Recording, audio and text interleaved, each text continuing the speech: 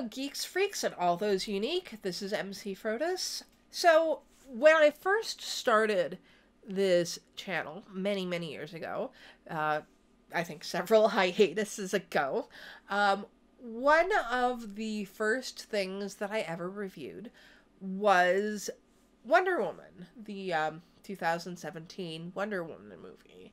And certainly I was very favorable of that movie because I think that movie was really good. It was one of the best DCEU movies. And now, 3 years later, we have the sequel coming out, Wonder Woman 1984. This movie has gone through a lot of delays and strife attached to it.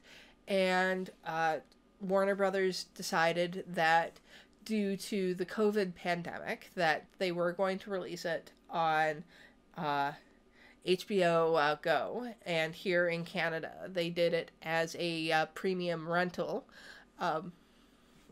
as well as a releasing it in theaters. Of course, actually where I am right now, we're in full lockdown, but you know, this channel's not really about the pandemic, but you know, I am basically stuck indoors for the next month, at least a month. Not that I've really gone anywhere since March anyways. But, of course, with Wonder Woman out on Christmas Day, I had to watch it.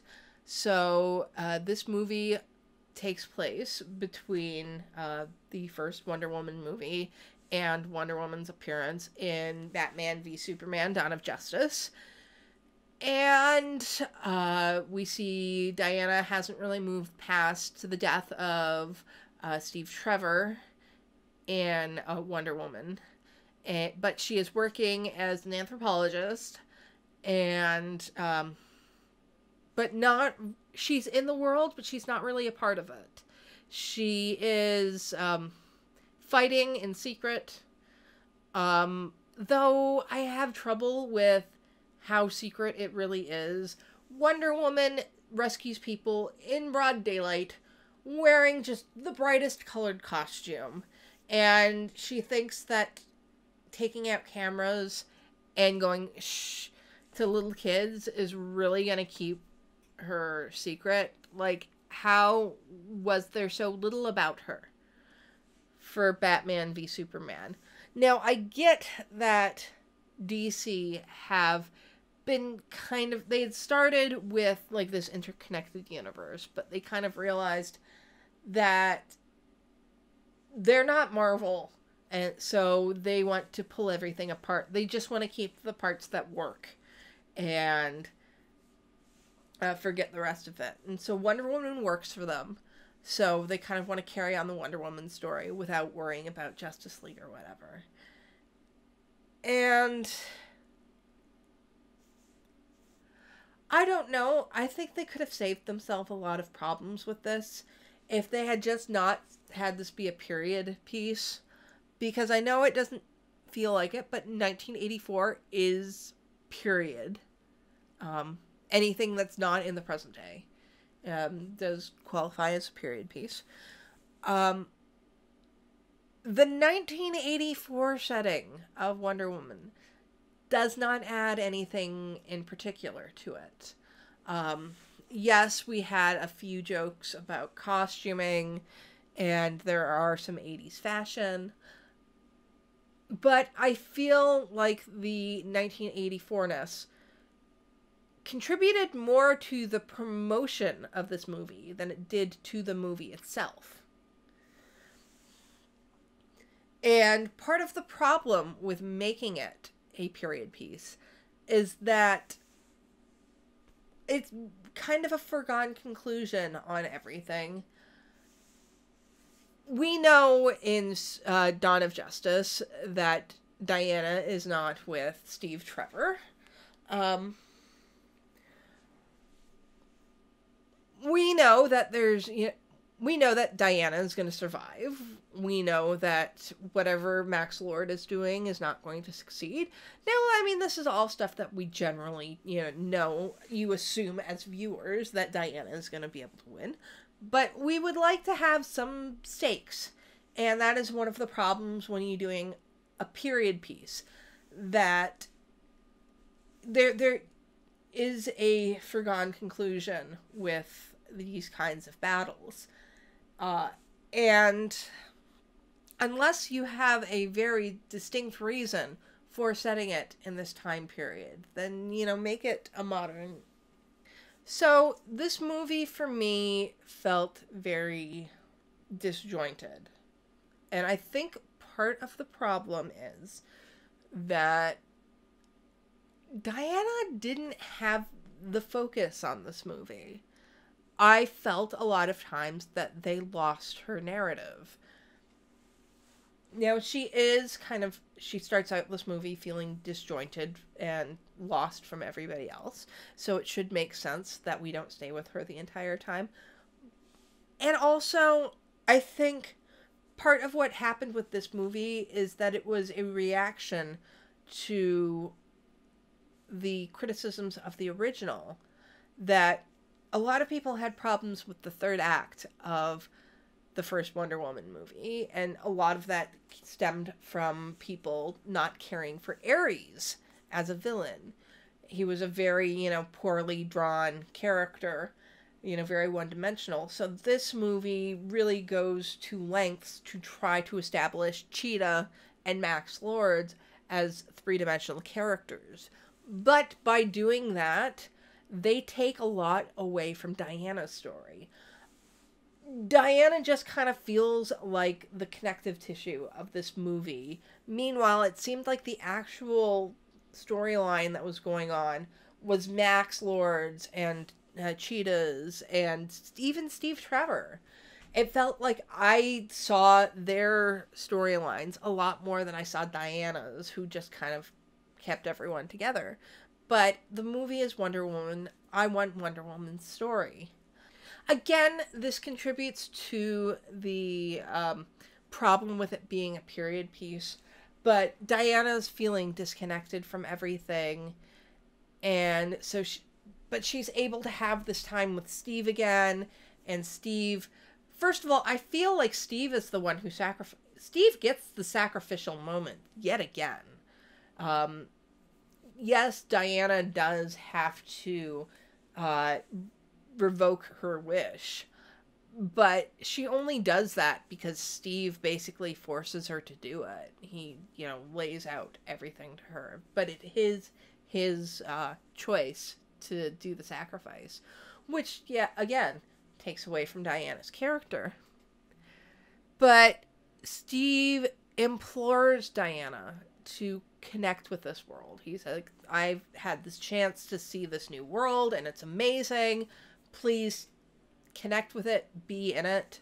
And we do have that little bit at the end where it seems like Diana is, smiling at people, and, she flirts a little bit with the guy whose body Steve takes over, which is creepy as hell. But we see her in Batman v Superman, and she's not connected to the world. She's still acting very mysteriously, not being a part of things. So, it freaks me out to say this because I hate admitting that the 80s was so long ago, but Wonder Woman 1984 is set 36 years ago. So it took Diana like 30 years to be able to actually put Steve's advice into practice to connect with the world. So, yay. I mean, I don't see how that's, and I don't see how that really works. The opening flashback to Diana on Themyscira, I felt it ran way too long, and I didn't really understand the point of it. In regards to everything else, it's like, oh, Diana's not ready. She's taking a shortcut. I mean, I guess you can connect making wishes to taking shortcuts, but you're really, really stretching there. Really stretching. And I felt it was mostly just an excuse to bring back the Themysciran characters, but you could have found another way to have done that. I do think the acting was great in this. Gal Gadot obviously loves playing Wonder Woman, and, though I miss some of the joyfulness of the character that was in the first one, which granted she has changed as a character, but it was just so endearing. Chris Pine, I adore Chris Pine so much. And getting to see him back again was... I had problems with the way they did it, but I liked having him back because it's Chris Pine. And frankly, if they would like Steve Trevor to be the Kenny of the DCEU, I'd be fine with that, because you keep bringing Steve Trevor back, you know, having Chris Pine just Chris Pine it up, and then kill him off at the end. I don't know. Or, I don't know. Maybe Chris Pine should go do some more Star Trek movies, so that I can have some more Kelvin vs. Kirk. But I specifically liked his dressing scene when he was dressing in these 80s fashions and what he exactly liked about them. That was very funny. Kristen Wiig, I wasn't sure how she was going to do as a villain, but I don't know. I had some mixed feelings with her character. First of all, when she came in, I was kind of shipping her and Diana, because definitely Barbara was in love with Diana. Like, let's call a spade a spade. Like, there was a lot of homoerotic subtext there. And then I liked her when she was just starting out and not really understanding what was going on. But kind of as we got into the end, and then you get into the CGI of her in this cheetah costume, and I didn't really understand why she had suddenly turned into a cheetah. It was, I mean, I guess the wishes are going wrong or whatever, but it just kind of happened just because it was from the comic. So, I guess. Max Lord, Pedro Pascal is always such a joy to have on screen. Certainly, I thought his storyline was interesting. I'm not really sure about him as a whole. I mean, part of it might be because I do know a bit about Maxwell Lord from the comics. So I was wondering if they were going to have that big moment. It's like, oh, so they have to destroy the crystal. So if he has become the crystal, are we going to have that moment from the comics where Wonder Woman breaks his neck? And part of me felt like, I kind of want that. Like, it was a dark moment in the comics, and certainly it was very controversial. But with all of the just disasters that were happening because of what Maxwell Lord was doing, I think it might have actually been a really strong move if they had had Wonder Woman kill him. Now, maybe that doesn't work because we've... Actually, do you know what? I think I know why they didn't do it. I think maybe they would have, except for the fact that whatever the Superman movie was, Man of Steel? Is that what they call it? I never saw Man of Steel. The ruined pocket for me, just based on the preview, so I never watched it. But I know what happened at the end. Man of Steel, they had Superman break Zod's neck. So I'm wondering if by doing that, when they were writing this, they were like, oh, well, we can't have Wonder Woman break Maxwell Lord's neck. Even though in this situation, entirely makes sense. It would have been a tribute to the comics. I personally would have done it that way, because what happened with Maxwell Lord didn't, I think that, I mean, it seemed like he got away with it. I mean, I know, like, he's now lost everything, but he didn't get arrested, I mean, as far as I could see. Probably my favorite bit of this movie was one of the most unnecessary things in it. We do have Diana show up in this, golden winged armor, the point of which mostly exists for merchandising and marketing, so that we can have new Funko Pops. And it looks awesome. Totally amazing. But we find out that this is the armor of a Amazonian who helped all of the others escape, but stayed behind to fight against man while Themyscirans escaped. And Diana's been looking for her, but was only able to find her armor. And then we do get this stinger sequence where we see that she's not only still alive, she's Linda freaking Carter. And I tell you, like, this is one of the best cameos from a previous actor of a role. I have to admit, I actually kind of teared up a little bit seeing Linda Carter. I was surprisingly affected by it. Like, I mean, I was so stupid because it was not really a big moment, but, and I know it's not going to lead to anything, but I thought it was really cool. Liked it a whole lot. This review probably seems very disjointed, but that's because the movie was disjointed for me.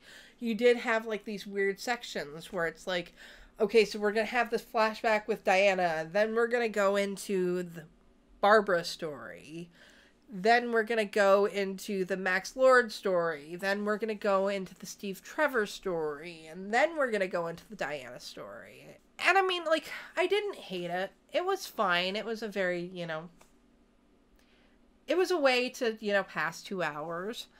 I don't know, it just didn't have the same punch to it as the first Wonder Woman for me. If you liked it, then, you know, more power to you.